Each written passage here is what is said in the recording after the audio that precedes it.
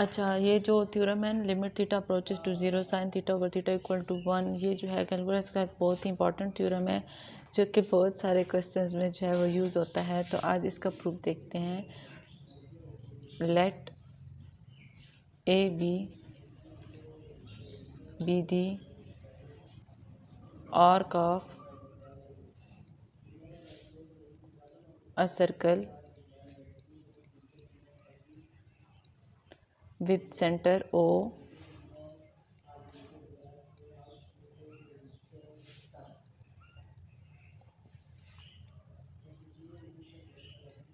and radius R।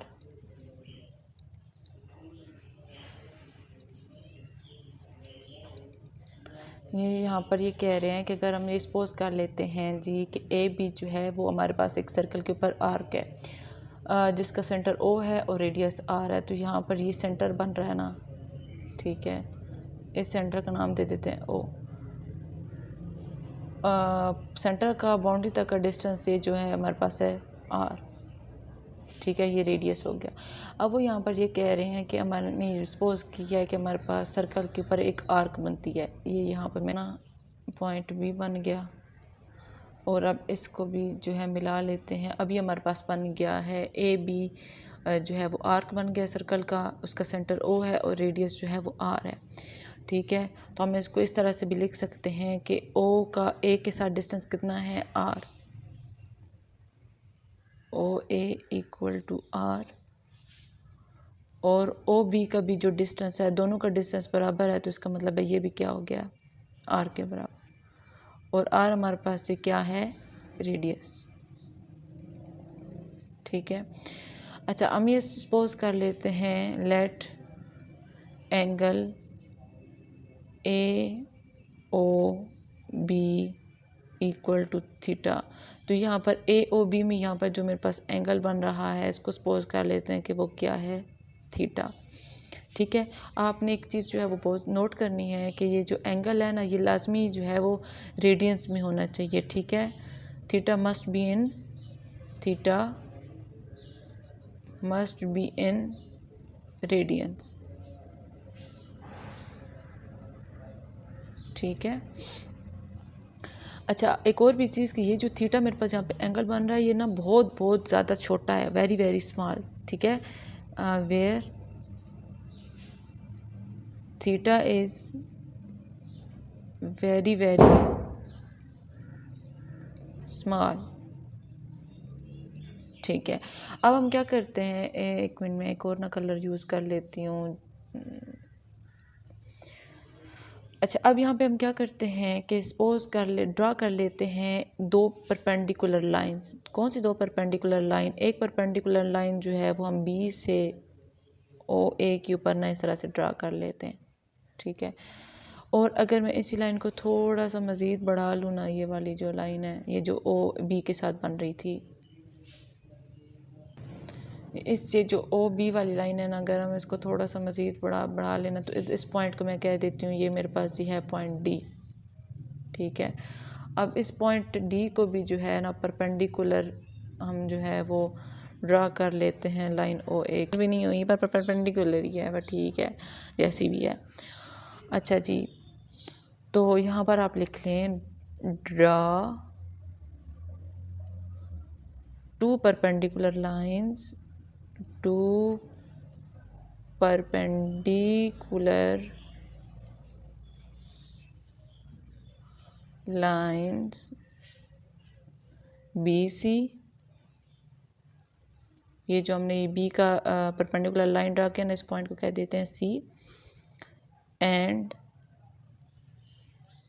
ये वाली perpendicular line है डी ए।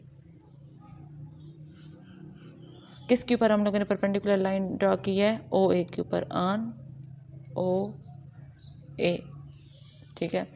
अब फिगर से हम ये चीज़ देखते हैं, फ्रॉम फिगर से हमें ये चीज़ पता चल रही है कि ये जो हमारे पास आर्क ये जो है ना बी सी की लेंथ है, ठीक है, ये जो बी सी की लेंथ है ना ये छोटी है इस आर्क वाली लेंथ से, ठीक है।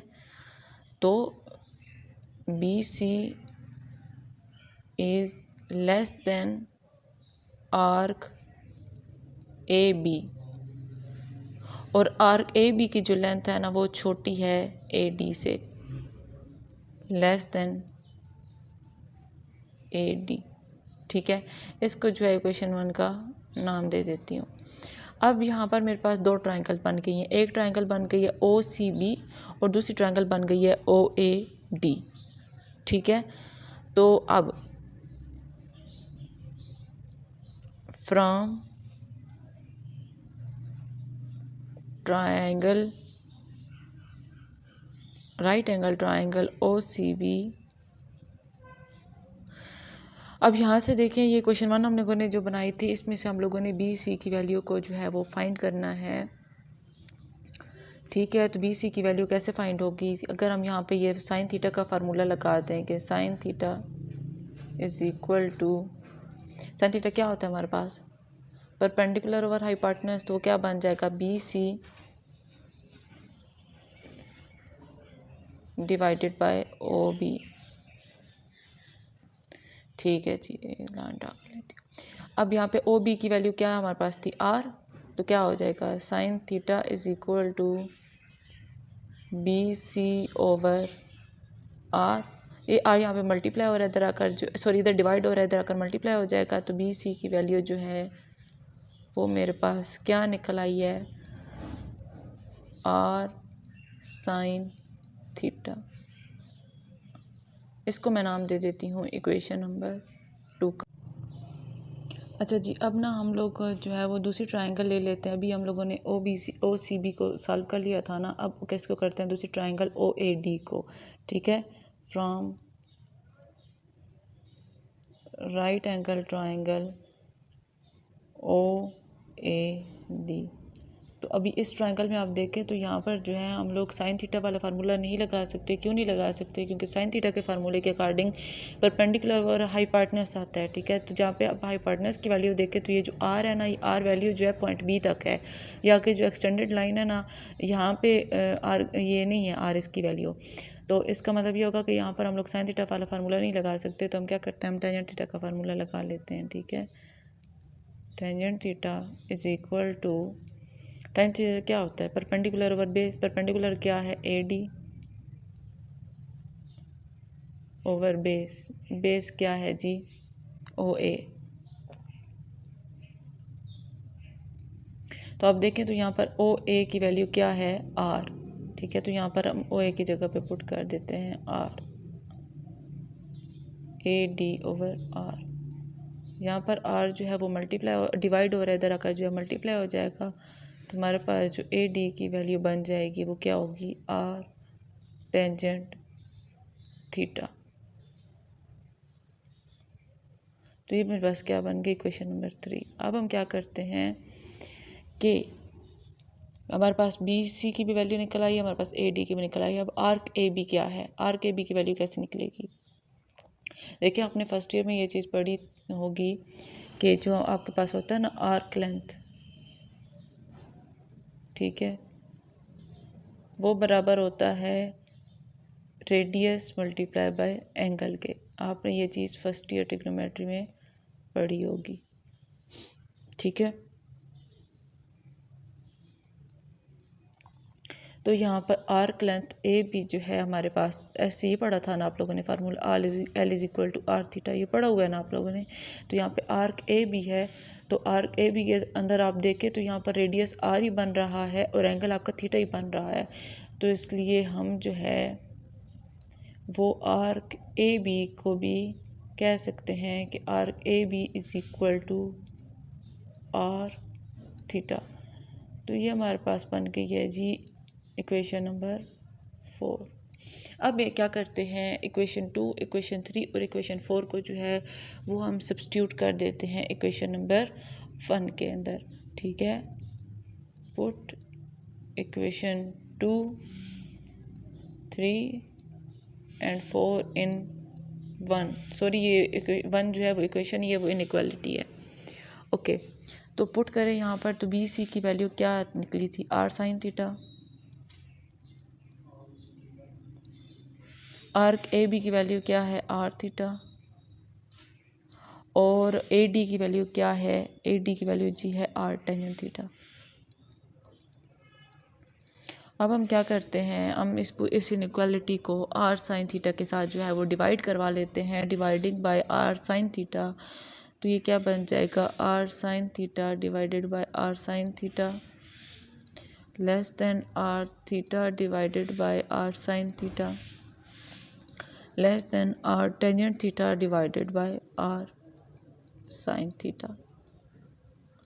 तो ये तो हो गया जी कैंसिल आपस में। या 1 is less than theta over sign theta is less then tangent theta को हम लिख सकते हैं साइन ओवर कास।